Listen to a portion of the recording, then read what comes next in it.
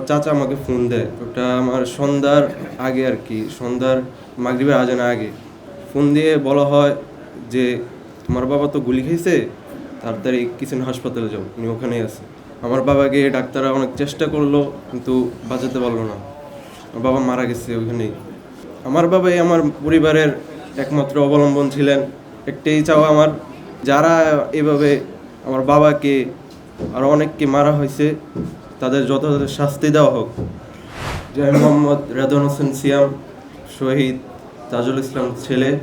যে ঘটনাটা যেদিন হয় 18 তারিখ, যে আমার বাবা ব্যবসায়িক ছিলেন, আমার বাবার ব্যবসা এখানে আজমপুর, উত্তর আজমপুরেই ছিলেন। আমিও 14 নম্বরে কাজ করি, ওখানে আমি প্রতিদিন আমার বাবার সাথেই আসা যাওয়া হয়।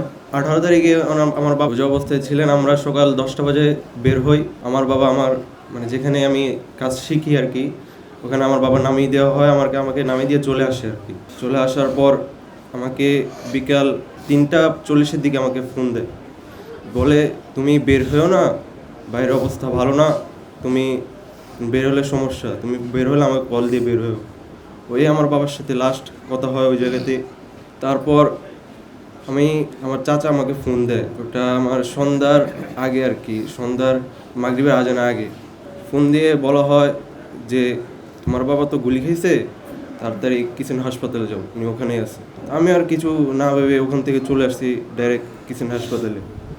তারপর দেখলাম আমার বাবাকে ডাক্তাররা অনেক চেষ্টা করলো কিন্তু বাঁচাতে পারলো না, আমার বাবা মারা গেছে ওইখানেই।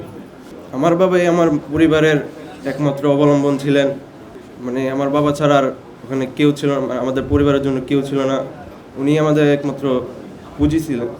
একটাই চাওয়া আমার, যে যারা এভাবে আমার বাবাকে আরও অনেককে মারা হয়েছে তাদের যথাযথ শাস্তি দেওয়া হোক, এবং সবাই আমার বাবার জন্য দোয়া করবেন, তা আল্লাহ তাকে জান্নাতবাসী করুন।